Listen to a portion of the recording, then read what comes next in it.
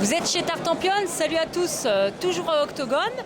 On va vous présenter pour l'instant Final Touch grâce à Sylvain. Rebonjour Sylvain. Rebonjour Tartampion. Comment ça va, toujours bien? Ça va toujours bien. Mais bravo, la réponse était dans la question.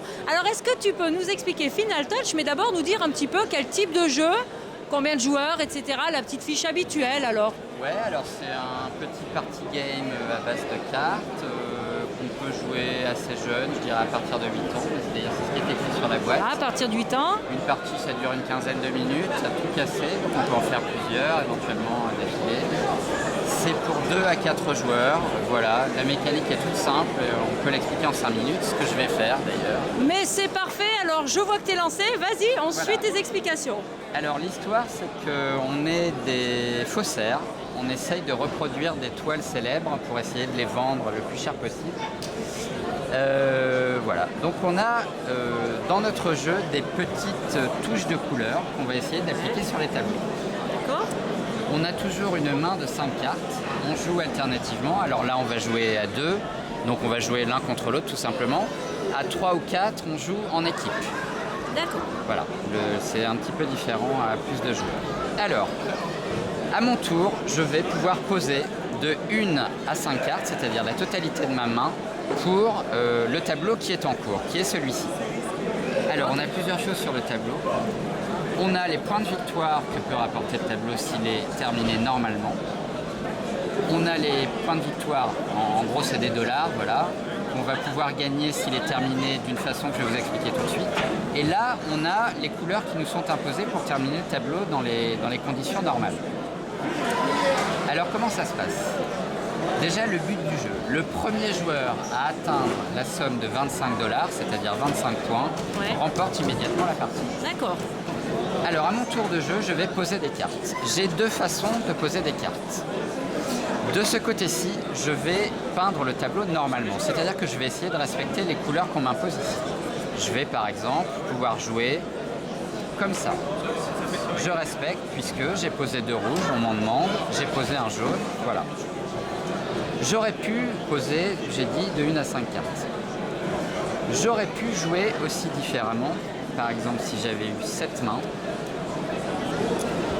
Si je joue ici, 1 à 5 cartes. Si je joue ici pour peinturlurer le tableau, essayer de le terminer à la va-vite, je vais devoir jouer soit une carte que je ne peux pas jouer ici, par exemple du bleu, je pourrais tout à fait poser une carte bleue ici, ou je vais poser une carte que je ne peux plus jouer en face. Si j'avais posé ça, je pourrais maintenant poser du rouge ici, puisque là le contrat est rempli, j'ai 3 cartes rouges. D'accord. Ici, je ne pose qu'une carte à la fois. D'accord. Obligatoire. Donc à gauche, 1 à 5, à droite, 1 max. Exactement. À gauche, la carte est adjugée dans la mesure où je vais avoir rempli le contrat. Si j'avais 3 jaunes ici, 3 rouges, si c'est moi qui pose les dernières cartes, je m'adjuge le tableau au prix fort.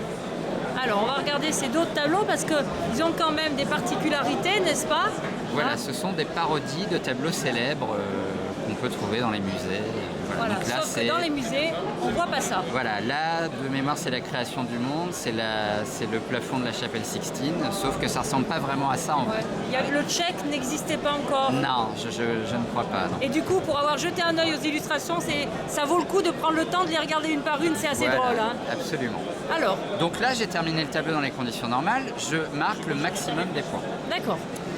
Si je termine le tableau de l'autre côté, c'est-à-dire au bout de la 3e carte qui est posée, si je suis celui qui a posé la 3e carte, je donne le tableau à mon adversaire, mais je ne lui donne que la moitié des points. Ah oui, d'accord. Voilà. Alors, vous allez me dire, c'est idiot de donner des points à l'adversaire. Mais c'est idiot de donner des points à l'adversaire, Sylvain. Oui, certes, Tartampion, mais il peut y avoir une raison. Je peux être contraint de poser la 3e carte, même si je n'ai pas envie de le faire. Ouais. Je peux, parce que je ne peux pas jouer en face. Je peux choisir de mettre la 3e carte parce que je pense que ce n'est pas moi qui vais terminer le tableau du bon côté. Donc au lieu de donner 6 points à mon adversaire, je ne vais lui en donner que la moitié. Est-ce qu'on peut essayer de faire ça exprès pour l'empêcher, lui, de finir un tableau qu'il s'apprête à faire? C'est exactement l'idée. D'autant plus que avec le tableau qui est en jeu, je vois arriver le tableau suivant et je peux être, suivant ce que j'ai dans ma main de 5 cartes, on refait toujours sa main à 5 cartes, je peux me dire que je suis mieux positionné pour le tableau qui va venir. Voilà, D'accord. d'où l'intérêt éventuellement. Et de toute façon, tant que mon adversaire n'a pas 25 points, je suis toujours susceptible de gagner la partie. Voilà. Donc il y a un petit côté tactique, bluff éventuellement, parce qu'on ne sait pas exactement les couleurs qu'on a en main. Ouais. Voilà, donc un petit jeu rapide, assez rigolo. Et quand on joue à 4, on fait 2 équipes de 2. Alors quand on joue à 4, on fait 2 équipes de 2, c'est-à-dire on se met face à face et voilà, un adversaire, mon équipe, un adversaire, mon équipe. Et quand on joue à 3, c'est un petit peu plus compliqué.